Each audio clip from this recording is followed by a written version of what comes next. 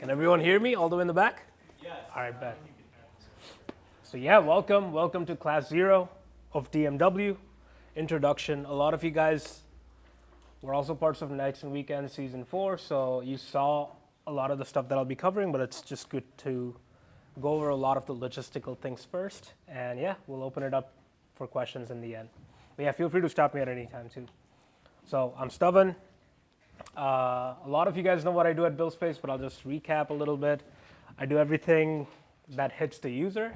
So basically any designs like the hoodies that you guys are wearing, the stickers you may have on your laptops, the operating system you may have as your Chrome new homepage, to the website that you applied on Nights and Weekends and even SF2.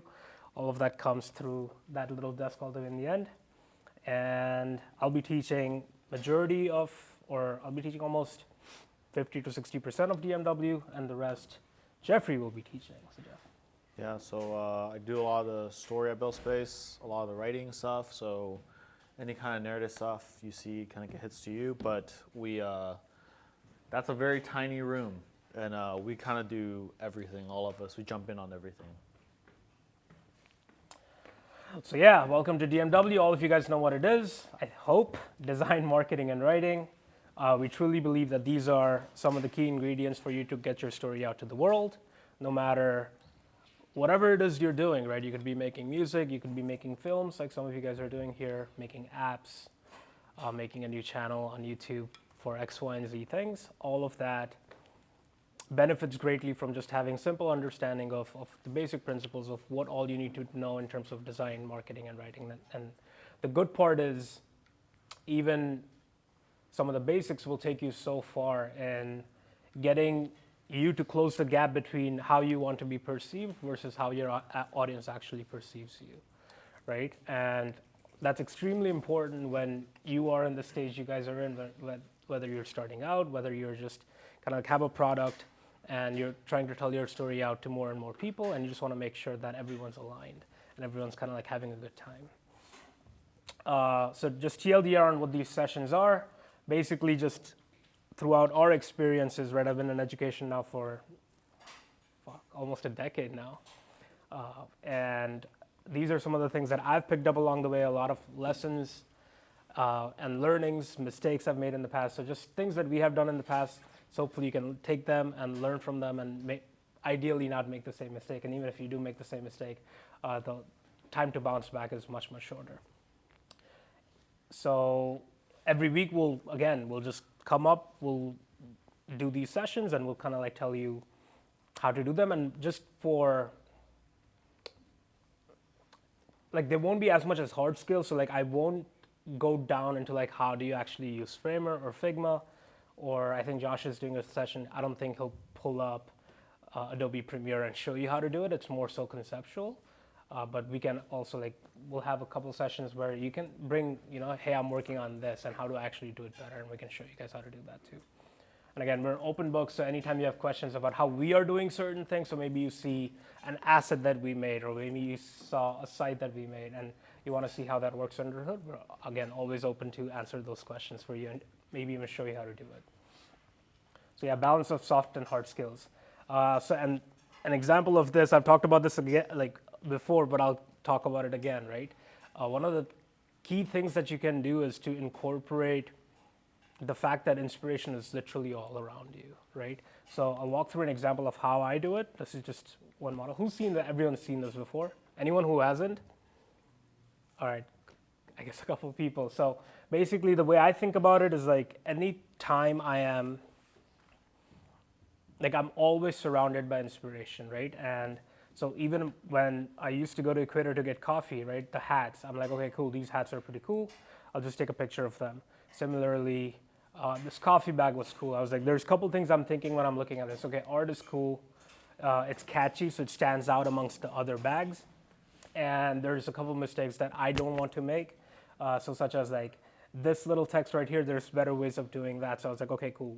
Every time I look at this picture, I see the composition and I'm reminded of that.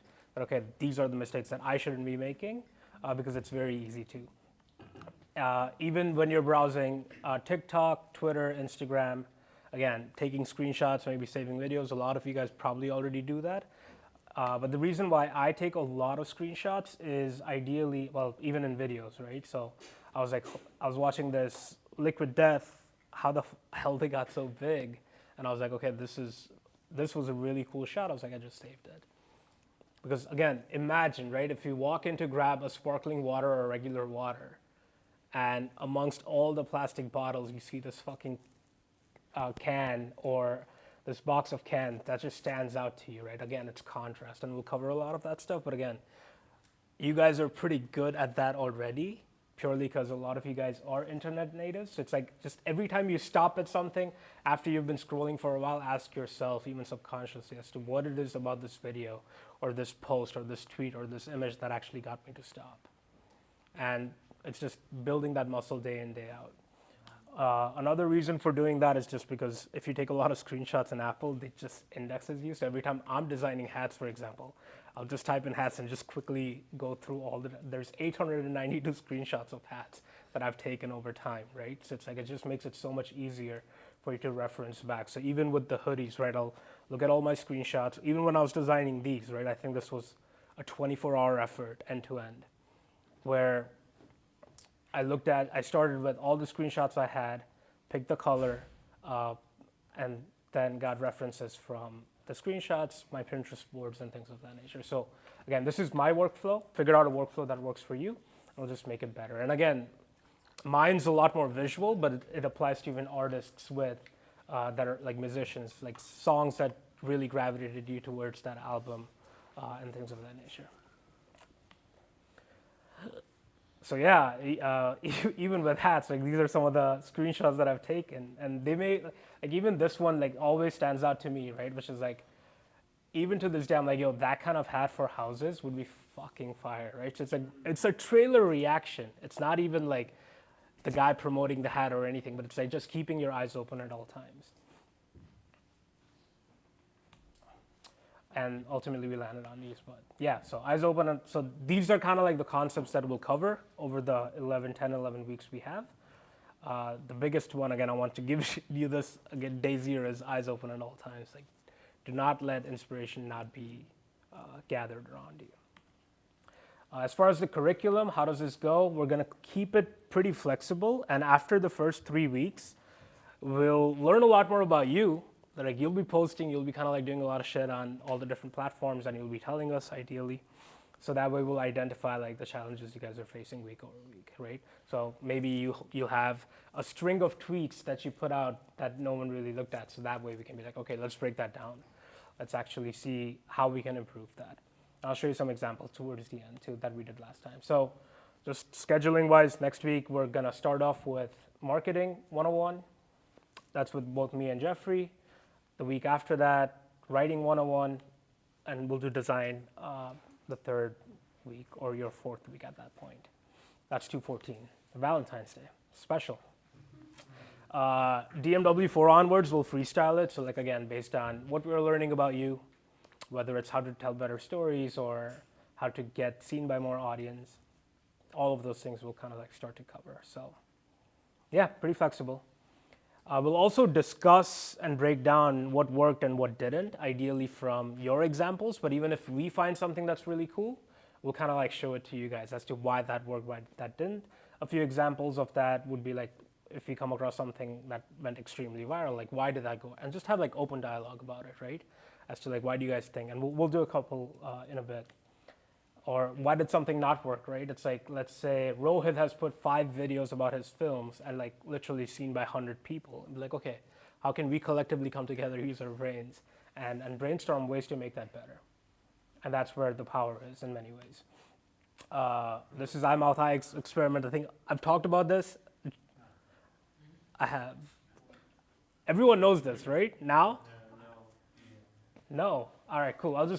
So this is an experiment I think 19 kids, like ranging 16 and 21 did almost 2 years ago now on Twitter, where they all changed their profile pictures to bios and profile pictures to something mysterious, right? And this was the age when Clubhouse was blowing up tremendously.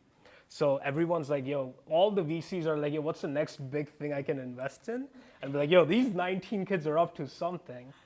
And all of a sudden, they all like they put up a donation. Like if you donate to these 5 or 6 causes that they had listed on that waitlist site, we'll bump you up the waitlist. And essentially what ended up happening was all these VCs donating hundreds of thousands of dollars to get bumped up, and then they kind of like just be like, oh, we're just trying to raise money, and we want to show you how crazy the world is, where you'll be donating $100,000 to a random, like to a cause, with an app attached to it, but as soon as like you realize that, oh, it's just a bunch of us that have changed our Twitter names.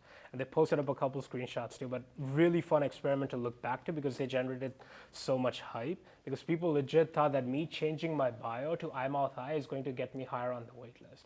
It was just this viral experiment that they did. So yeah, timing was perfect, and people at that time were really like on eBay selling their Clubhouse invites for $800. So they really capitalized on that time specifically. The other one that had happened recently, who hasn't seen this? You have no idea what that is? Looks like a rabbit. Wait, who knows what it is? All right, cool. Can you tell me what is that? This is like a AI-powered tool, like device that is supposed to replace the iPhone, be the next iPhone. Yeah, so essentially it's a handheld pocket device which you can just talk to, and it has a camera, so it does like GPT vision stuff, but you can ask it anything that you would ideally ask like ChatGPT, for example. You can also do it also has like cellular connectivity, so you can order DoorDash by just like using your voice. And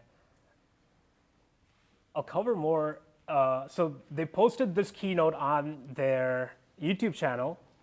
When I watched the keynote, they had 2,000 subscribers and maybe 100,000 views, which was like the first day.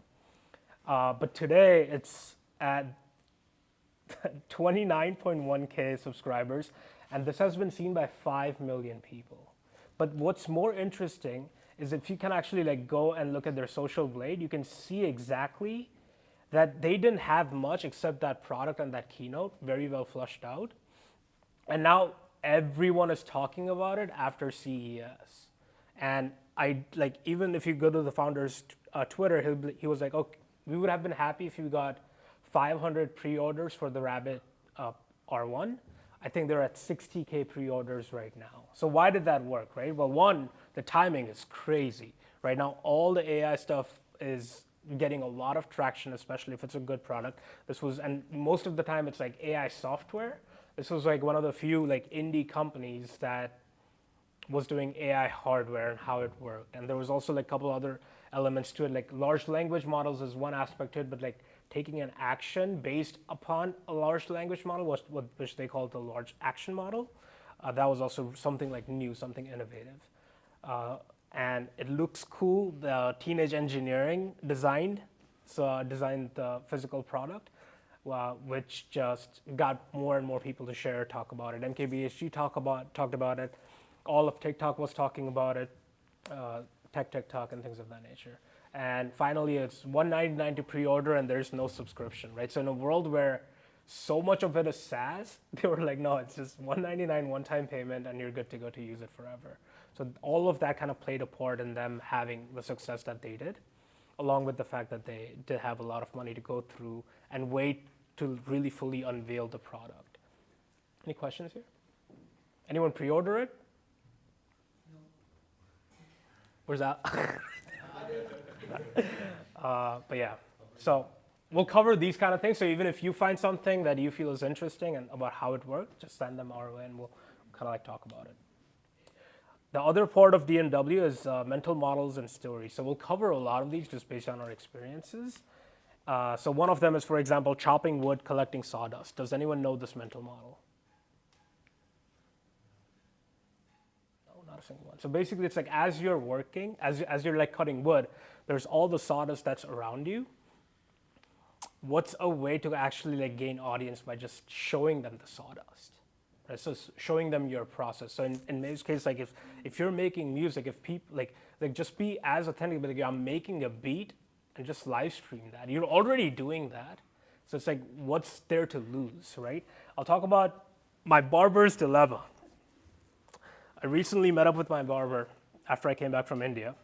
And he's like, bro, all these Gen Z barbers on TikTok are blowing up because he's getting all of them. He's seeing them on Instagram as well. He's like, what should I do to like make business flow into my establishment? So I kind of like walked him through like very simple things. It's like, so can anyone tell me what can he do before I tell you what I told him? Live stream his haircut. Okay. So that's a perfect example of like, he's already cutting people's hair. Just put a fucking camera and let people watch you cut people's hair. There's nothing to lose. At most, you're still at zero with having not done anything. What else can you do? Give hairstyle advice on like YouTube. Hairstyle advice on YouTube, okay. Before So like, I'll kind of like comment on that a little bit. So that's not like truly chopping wood, collecting sawdust, but it's like, with all that experience, you can still grow an So audience. I was So also thinking like while the person, I saw this YouTube channel where like while the person's like having a conversation with the barber about the hairstyle, they record that part of the conversation and just record it. So it's still kind of a part. perfect, yeah. before and after, so Before and after, yeah. So basically, yeah. So he's cutting hair for 10 hours a day, just for more context, right? He does not have time to grind on socials. He just doesn't. So I was like, okay, it's like, can you incorporate content into your existing workflows? So what does that look like? You make it interactive. So kind of like having stories with the chat and then doing live streams based on that. There's many people already doing that on TikTok. You can do a before and after. Or it can just be like, yo, I'll give you a like, you know, if people may be like, oh, why would I do that? But like, I'll give you a $5 discount if you just let me do a before and after shot. And people are like, oh, I save $5 right now. What's the big deal? I would do that every single time. The other things, like it's like and then if people are watching and you're like just being consistent with that, you can do things like barber reacts, which is what you were saying. It's like you have people tag you. Anytime you see a shitty haircut, just at me. Right, so then I can react to that. You see a lot of that stuff as well. I'll do what the comments say. This one is massive, actually. You wouldn't believe it on Barber Talk, where you have shit like, yo, spray water on their head without stopping. So the guy just keeps spraying water on the kid's head, and the videos are literally comedy gold and really get into the stream. Or like randomly start spitting the chair without stopping, right? So it's like, bro, I'm getting kind of dizzy. It's just really funny content that you can just like incorporate. So yeah, be creative, but ultimately like just make it fun for yourself. Because if it's fun for you, the people will see that, yo, this guy is actually having such a fucking great time doing this. There was another kid he had a cam on and he was literally live streaming not live streaming, but making videos, but also live streaming sometimes, all his DoorDash deliveries, because on his bike. Has anyone seen that? Yeah, so like those are also like extremely like interactive and fun. So it's like, again, you're already doing the job, which is like delivering DoorDash to your customers. Can you add this layer, which can actually just make it easier for you to grow your audience without really doing that much work? Because yeah, like grinding on socials is in fact like very difficult if that's like the primary goal. A lot of times like I see like stuff like coding week, marketing week, but it's like, okay, can you just make it so that it's not that much work for you to like have to completely separate out those two things? Because it requires a lot of context switching as well. Another one, another kind of like story, I guess, is do not be afraid to do cringe shit. A lot of times, like, you know, we want to be like excellent, and we're also culprits of this. So I'll use an example of Drew Walls. Is anyone familiar with Drew Walls? So it's basically target run. You know what the target run is on TikTok? So it's literally you put a video. Can we show one? Let me show you guys one.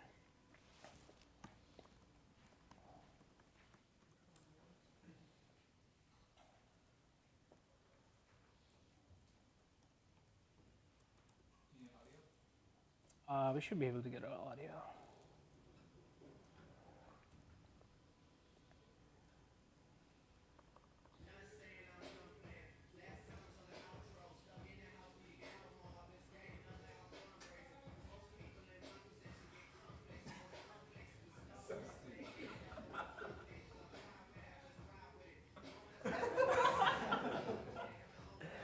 So like this is one of the tamer ones, but imagine, right? Every time he's setting up his tripod and doing the activity again and again, there's like, again, shots of him like setting up the tripod, taking the car out and then backing it up so that he can get that shot.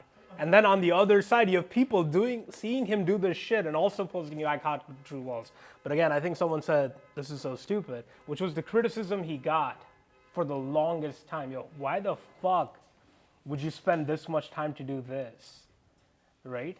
And again, like the entire, or a part of the internet was literally like shitting on this dude for months for setting up the tripod again and again and again and again. Till the point this happened. Anyone seen this one? Oh my God, we need a DMW culture class. All right, Drake Walls.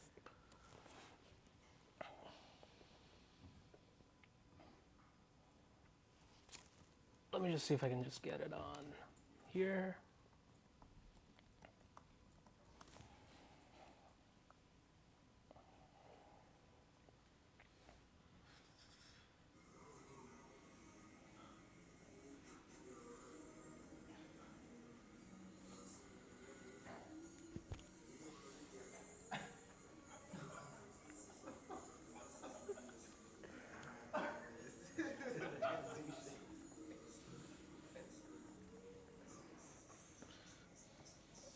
But it's like an entire like 30 to 40-second video of Drake kind of like showing you his night. And again, the funniest shit. So they kind of like validated this guy, right? And it's, again, it's really funny. You should go check it out. But after that, he got signed with ESPN and NFL. So like, essentially, like, you have the Baltimore Ravens and whatever the fuck the other thing is, the Houston Texans. That I think. Well, because he's blowing up. He's again commanding attention right now, right? And a lot of it is like, again, it's like the best way of explaining this is Super Bowl's coming up. There's playoffs are going right now.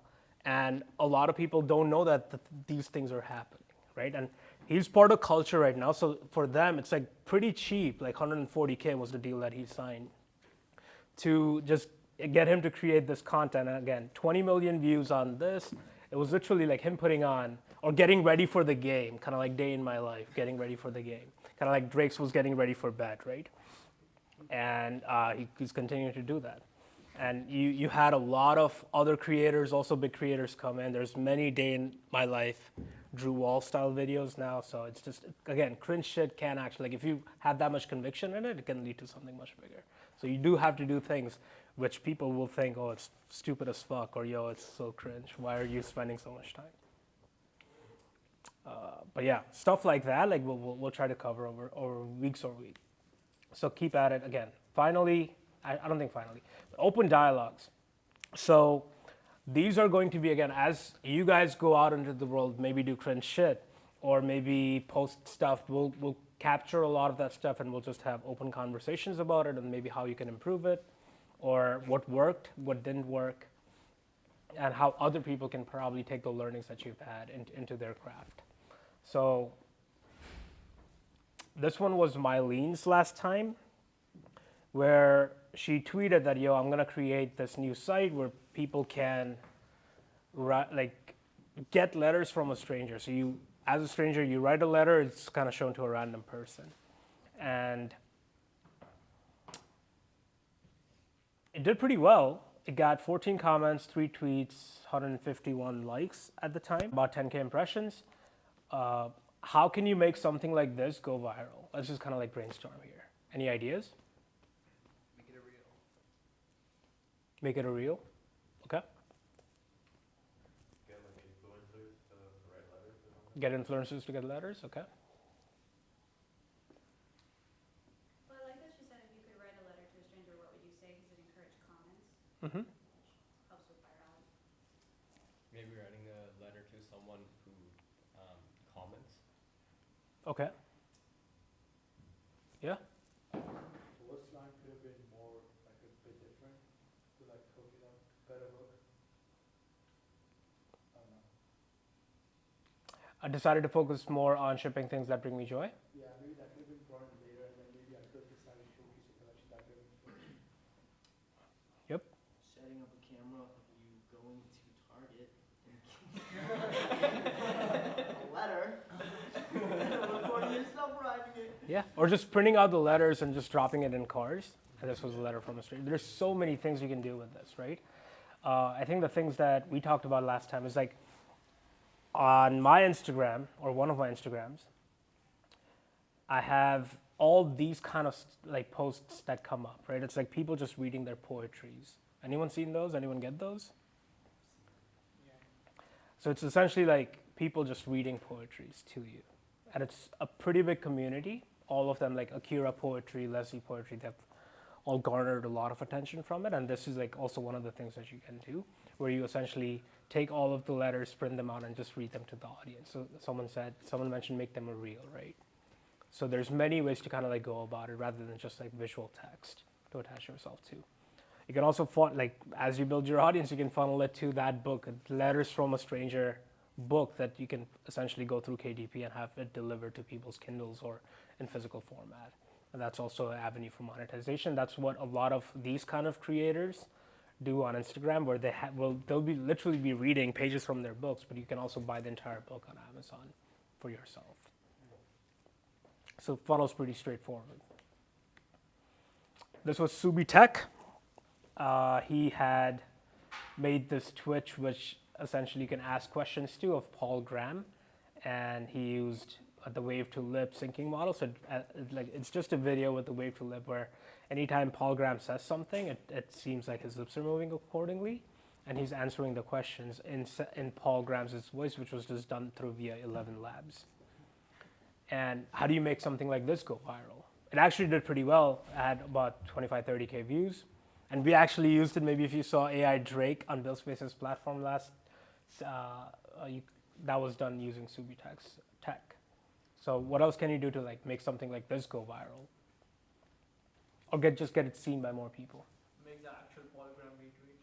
Make the actual Paul Graham retweet. Yeah, so if you look here, right, I think the real Gary 10 was commenting here and asking Paul Graham questions. They're just hilarious, right? And that was actually a tweet that he did as well. What else can you do?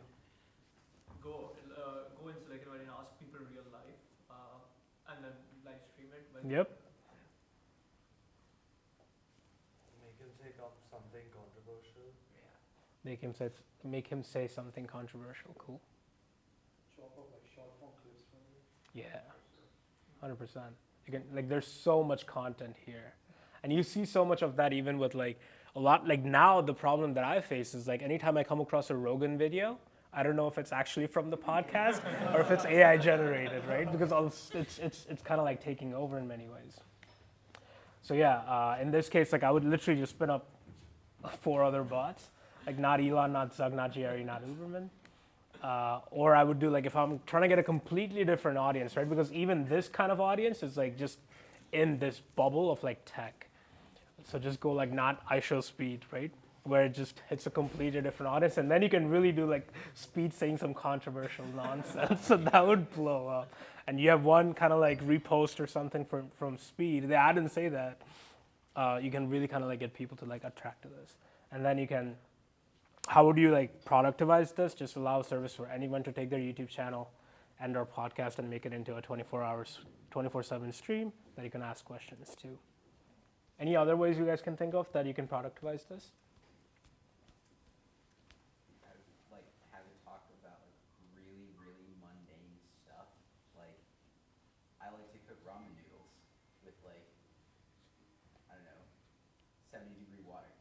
And you just have like a bunch of random clips of Paul Graham saying the stupidest thing that aren't necessarily controversial, because I think like controversial is like a way to get a lot of attention, but I feel like some of that may not be as funny. People might get really upset. Yeah. So that could generate attention, but it might not be like what you want. Yeah. I've seen this new trend of like almost like shopping network style TikToks that are selling all these products. You know, Paul Graham selling like toilet scrubbers and stuff. Yeah, 100%. You could offer a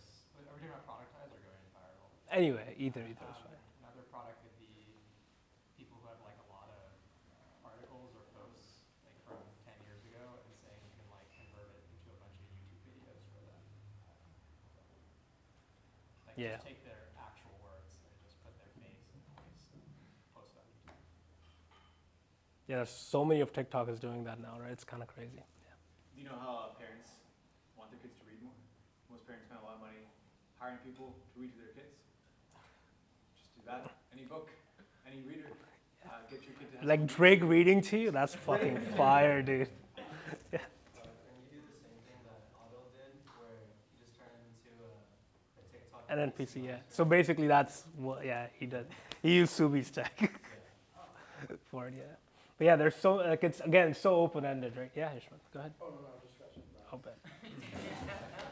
Oh, yeah, you can also do, like, AI cameos for, like, you know, ask Taylor Swift anything or ask BTS anything.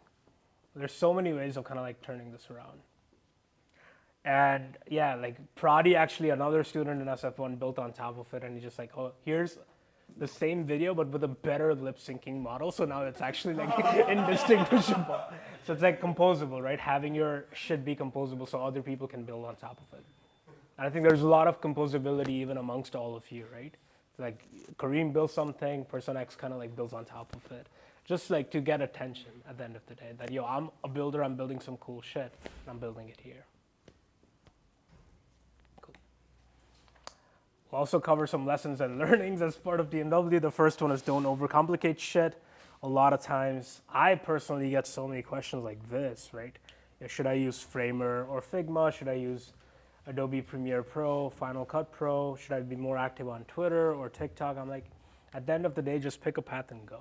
Like, as simply as that. And I'll use a very simple example, but ideally you want to just optimize for the time to ship and how long it takes for you to like either learn a tool or get familiarized with it so that you can ship, right? So for me, I don't know if you can see that. Can you guys see that? Can someone tell me what that is? Yeah, basically, right? It's the buildspace landing page. I legit went from this to this.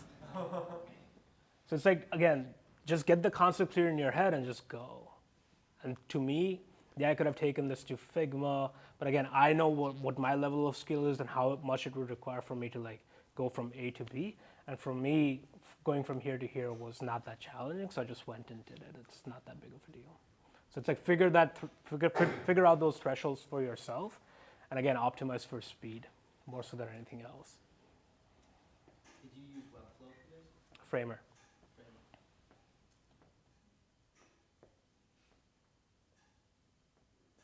Cool.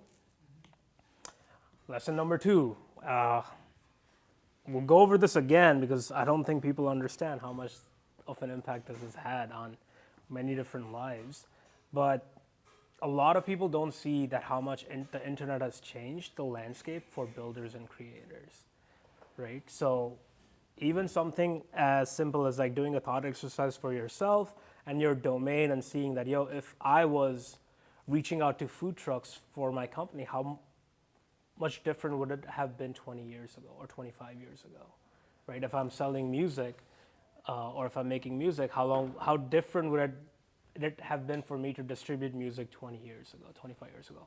And a lot of us, I don't know if there's anyone here in the mix that will not benefit from using the leverage of the internet to some fashion for whatever it is that you're building and putting out in the world. And it does not need to be perfect, right? There's only like very few people, we were talking about this the other day in the office, the lab, where someone like Christopher Nolan can get away without putting something out for 3-4 years, and then he just drops a trailer, and we'll all flock like chicken to watch Oppenheimer 4 times, right? But like most of us are not in that shoe, and it's actually beneficial for us to like just tell people, because you may have a 1 true fan or 10 true fans that are looking up to you for inspiration as well. So just kind of like showing them the process, telling them what's on your mind just authentically creates a lot of just trust. So again, music early 2000s versus now, where you have literally people hustling on the streets 10 hours a day distributing CDs, versus now you can literally just, you have so many ways for you to get your music out there. Like, who's familiar with the story of Lo-Fi Girl? Jeff, you want to talk about that? Yeah, Lo-Fi Girl is really interesting. If you go look it up, it's just we actually still don't know who makes it. It's just this online presence called Dimitri, and he just started this in his dorm room apparently, and over time he just keep posting the faceless Lo-Fi Girl channels. But what has become is that Lo-Fi Girl now has his own merch store, which is not that interesting really, but it has a Lo-Fi Girl record. And if you go on Lo-Fi Girl's site, you will find all of these lo-fi artists that have signed with Lo-Fi Girl. So it's actually like it's actually kind of a big deal to be signed with Lo-Fi Girl records and lo-fi albums. But all started just by some random person just like grinding to make this faceless channel. How many of you been on Lo-Fi Girl, like the channel? Yeah, God, almost damn, that's all of crazy. you, yeah. Yeah, and even like just getting your song featured on a stream is a big deal because there's like 12,000 fuckers watching that shit at the same time, right? So it's like all of a sudden you went from 0 to 12,000. And again, all started by a kid and now has that much distribution all because of the internet. It's almost like they invented MTV for the Yeah. for a certain genre. Yeah. Because people used to get on like MTV, right, on the radio. And now there's literally like there's Hindi lo-fi. What was the one you showed me today? Catholic lo-fi. Catholic lo-fi. There's all sorts of lo-fi, dude. It's like if you're a musician in the lo-fi, you find your niche and hit them up. You're like, yo, I'm creating some banger tracks. Feature me, bro, for free. And I won't hit you with the copyright. What makes Lo-Fi Girl also very unique is that when Lo-Fi Girl came out, it took a stance I believe that it found a lot of conviction. You can repurpose all Lo-Fi Girl music without any cost to you. Like you could stream an hour video and use all Lo-Fi Girls music. They even tell you that you can use it, and it's all for free. And a lot of people, if you look at the history, a lot of people are like, this sucks. But it's a great distribution for many of these lo-fi artists. And I think some of them have gone on, I don't remember her name, to make music with gaming. Because lo-fi music and gaming kind of mesh as well. Yeah, many opportunities for sure, even on TikTok. But like, have you guys seen these kind of channels? Like, that's how I find new music nowadays, right? Because that guy has a Spotify playlist, but I'll literally just go through his videos, 15 to 30 seconds, to see if it's a banger or not. That's how I found Zerb's Mwaki, and then also like CK's on TT, right? Even this one was made 6 years ago, and it blew up on TikTok last year, or the year prior, and just took over, changed his life. So it's like, you don't know if you put out a song today, it may blow up tomorrow, it may blow up, like there's no fucking like downside of putting out a song, like legit. Yeah, like even Zerb, for example, has like now, like if you look at even the first few videos, like for musicians especially, but even for everyone, like you'll see how much those 1 or 2 inflection points just completely changed his life. I think there's one video where he was just listening to BBC Radio 1 and his song popped up. Like that's such like a feeling of achievement for him. But again, if you just scroll, you can see like he's just grinding, putting out songs. The last thing I want you guys to take, and there's many examples here where don't try to put out like a perfect piece. Just kind of like put out something every day. It's kind of like the lottery in many ways. You get unlimited tickets every single day, but you cannot, like the more tickets you buy increases your chances of winning the lottery at some point. Actually, here's a question. Any of you guys in a little group in which you would share these things with each other and analyze what works, what doesn't? If you're not in a group like that, just start forming a little group. Like we have too many little groups where we share very specific TikToks. A lot of it is just goofing around, but we will also sit down, like, oh, why did this work? Why did that work? So it's really good to have like just 2 or 3 other people to be able to share all of this funny stuff or whatever that works and really like analyze and bounce ideas off of it. Is it important that it's a group, or is it important that you have 2 to 3 people that you can share stuff with? It doesn't really matter. I mean, it starts with yourself, right? Don't just mindlessly watch TikTok. Like analyze like what works. And then the second thing is if you have another friend that will do this with you, that's really helpful. It also like kind of like decentralizes your workload a little bit, and just like making sure you're like caught up. right? Because I know like none of these guys would send me like a Drew Wall stuff, so I had like a different group for that. I'm like, yo, this is happening. We gotta figure out what the fuck is going on here, right? Does this work for Twitter? I'm guessing does it work for like Yeah, Twitter? it works for any Anything, platform. yeah. Yeah. So anytime like you, like again, all we want you to do is even if you spend, I don't care if you spend 10 minutes mindlessly scrolling or an hour or 10 hours, but just convert it into like intentional scrolling where you're actually getting something of value out of it. And that often starts with just the basic question of asking yourself, you know, in this sea of videos, why the fuck did I stop here? What was funny about it? And that'll kind of like get you to understand yourself better, and then you can like trickle that out to larger and larger audiences. Even as organic, like my brother and I, he's an artist, and we just organically started doing this.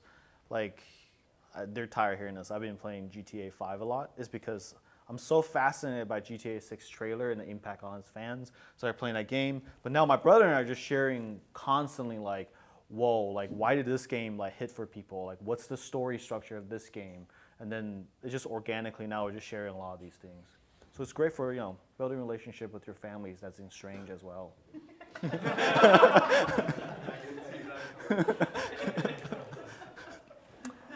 So yeah, like at the end of the day, like what remains consistent is all of you guys gotta get your shit seen to some extent.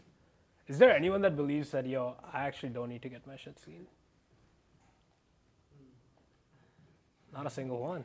All right, so yeah, get your shit seen. Be consistent, get your shit seen. I put up this picture often is because even I was recently rewatching 3 Billboards Outside Ebbing, Missouri, where the power that a billboard used to have, right? And even I think that's in New York, where you just see, and you see all these different like ad spaces, where when you actually like trickle down where attention is, like why would someone like, why are billboards in Times Square so fucking expensive? It's because they have a large volume of people, and they believe that, again, we're competing for attention space. That's not that much different now, right? Which is like, we have this, but even if you take this one step further with Reels, like that's where most audience is engaging with the platform. Right, so figure out where your audience resides, whether it's on Nextdoor, right? So even if, I'm gonna use Nextdoor as an example, but everyone knows what Nextdoor is.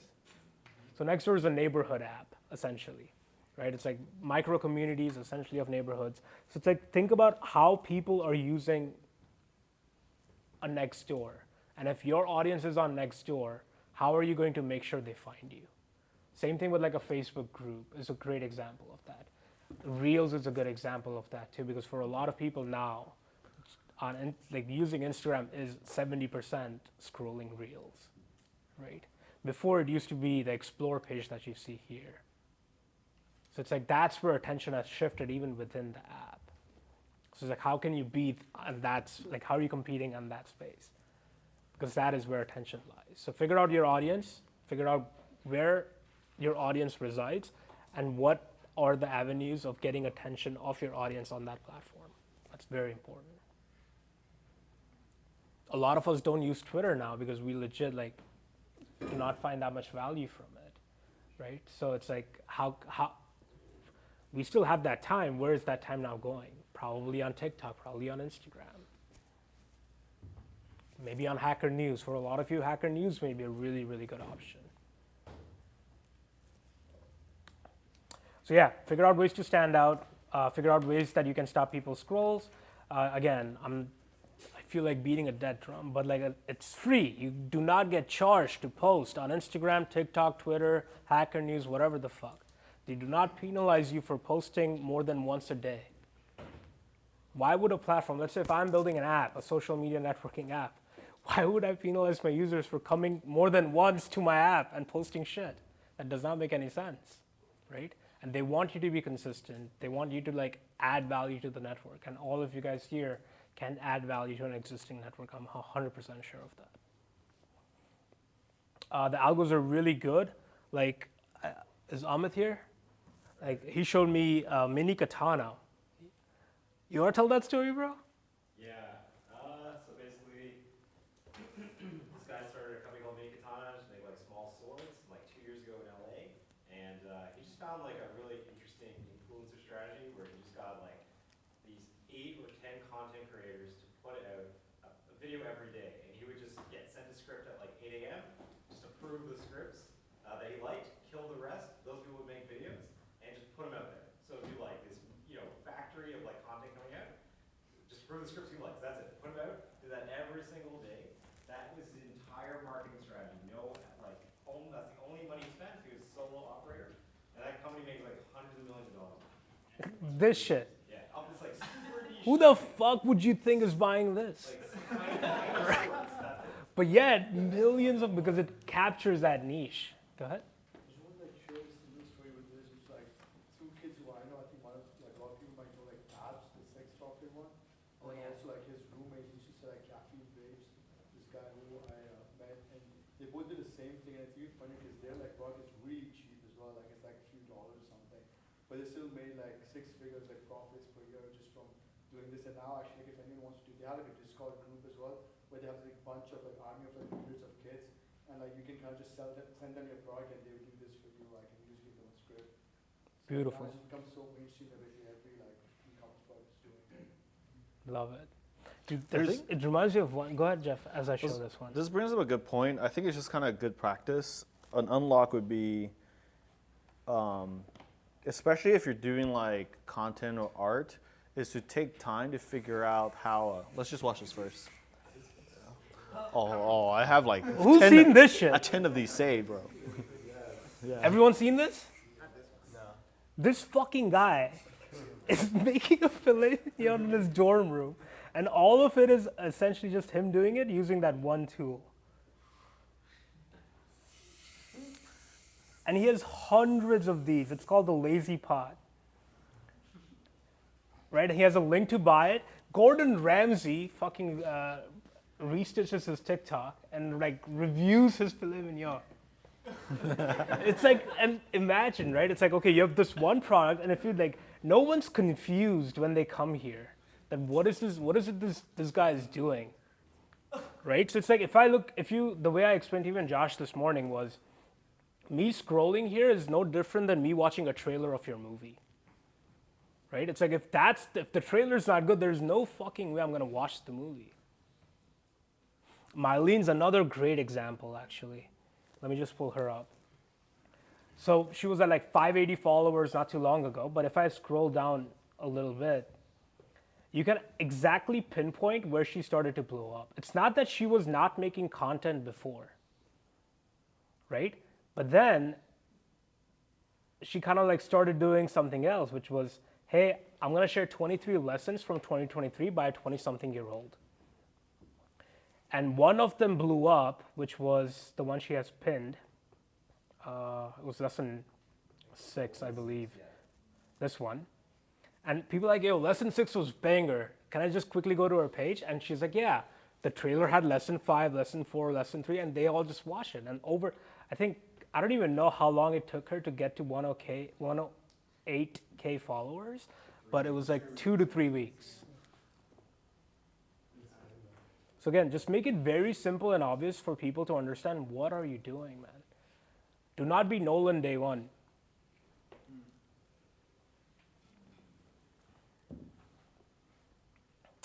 So yeah, algorithm's really good. If your content is good, it's going to surface it to the right people. Being authentic is rewarded. So again, and there's billions of eyeballs. Just show up every single day. And again, make it easy for your audience to understand what you're doing. So yeah, keep your eyes open, inspirations all around you, identify your openings, shoot. It's okay if you miss, shoot again. Finally, some logistics. These will be every Wednesday at 2 p.m.? I think historically 3 is probably better because everybody eats between 12 to 2, right? Does 2 work for everyone? Cool, we'll do 2, maybe 3, but 2.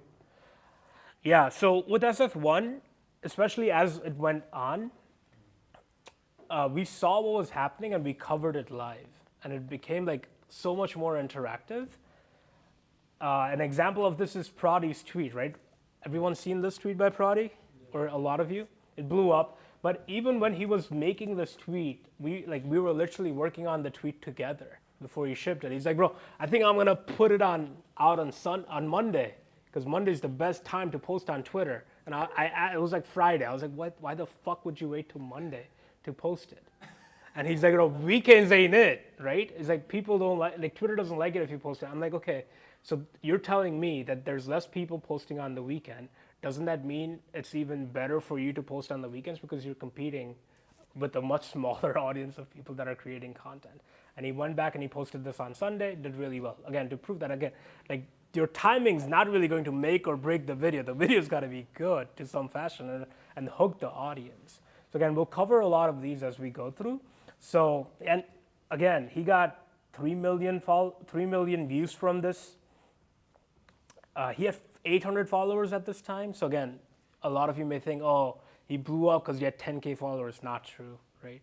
The video is good. People are finding value again. Are they sharing? Are they engaging with it? Are they commenting on it? Is there some value that they're getting out of it and some wow factor that's going to like get you at least much farther than you think? So yeah, we broke this down during class. So again, urge you guys all to do shit. Next week when I'm giving this talk, I want to like use some examples from shit you have done, right? I want to pull up one of your videos, Rohit, or Mateo. I want to see your product, like something that we can work with that'll help not only you but also the larger group here. We'll find it. Don't you worry. We'll find whatever it is you're doing online, whatever it is you're sharing to the world, and we'll figure out ways how you can improve it or pat you on the back 3 times. I don't know. We'll figure that out. Also, if you come across something interesting in your journey of intentional scrolling, please share it either to Jeffrey or to me. Just DM us on WhatsApp. And again, just look around, right? Everyone here has something to offer to you, and you have something to offer to them. And I talk to a lot of SF1 students even to this day, and like this, like, you know, like, what was Andy's scene from The Office where he's like, yo, the good old days where I wish I knew them when I was like, this is it. Like, make the most of it and make the most of these 3 months. Like, we fully believe you got this, and welcome to SF2.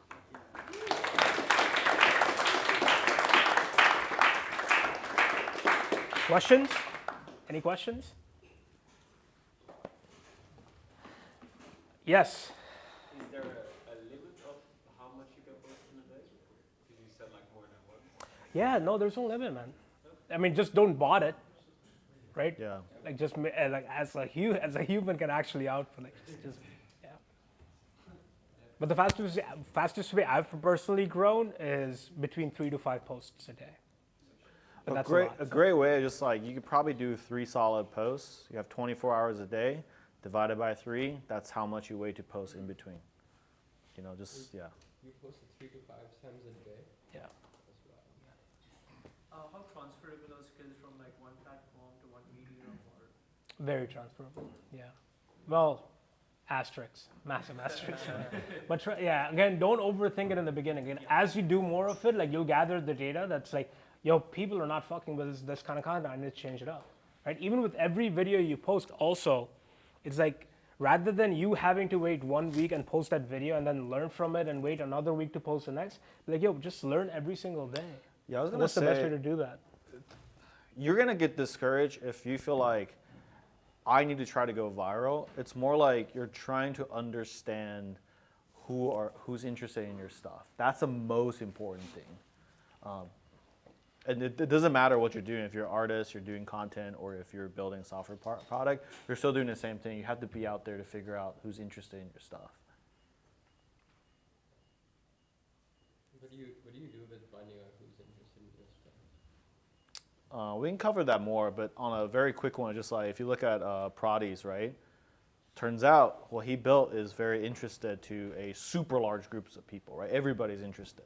But let's say today you put out something and only 20 people liked it and commented it, but let's say those 20 people are all from a very niche, influential crowd. Why would you care if somebody else likes it? You know what I mean? Yeah, I think Jeffrey said something important, right? Which is like, do not like align yourselves to the outcome before you actually start to do the work. Yeah. Like, oh, I don't want like fetishize over the goal of just like fucking going viral, right? Like that's not the point here. It's like just showing up consistently as if you're showing up to the gym. and just learning and evaluating how's your content doing. Are people liking it? Are they not liking it? And thankfully, a lot of these tools provide like deep insights for you to actually just like see. Yeah. The only buildspace video that truly has gone viral is one that's nothing about buildspace. It's Alec and Ahmed reviewing a fucking app. Which one, Apples? Yeah, the Apple one. Oh, the one with the screen sharing feature. Yeah. Let me show you guys. We're hyping it up.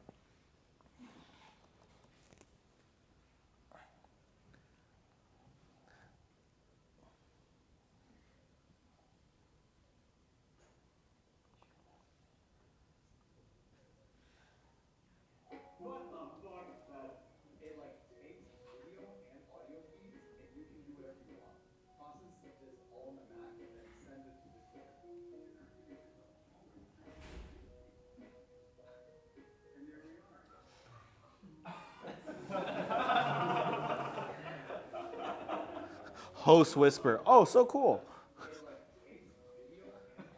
But yeah, you get the point. But you'll figure that out over time. Yeah. One thing to add to this, though, that's really interesting, right? This was an insanely genuine conversation between me and Amit. We were just shooting the shit about this like cool thing I just found out. And the key thing here is Josh was like, wait a minute. This is something. I don't know what it is, but he pulls out his phone and just starts recording it, right? And the way that he mashed it together and to turn into this, he told me to do this finger thing. That finger thing is not a real feature in macOS. He's like, oh, you do that, and then it becomes smaller. And he saw that as a piece of information. He's like, wow, people would be really hyped about this. So. Wow, that's a lie. That's a lie. Like even that in itself, right? It's like you got all these homies at home trying this now, right? Yeah. And now they're coming back and commenting, bro. It didn't work. It didn't work. Yeah. It's like engagement. So it's like figure out those kind of like. Now Apple's gonna make it. But all I'm trying to get at is even genuine. I think that video works really well is because it's a very genuine feeling like, wow, this is incredible. So if you can capture literally anything you're doing, either walking outside to, holy crap, I just made the sickest beat ever, and you pull out your phone and just record you playing it back, like that will come off very genuine to people that are watching your videos. All right, that's it. Hey guys, before you go, oh, you can clap first. You can clap first.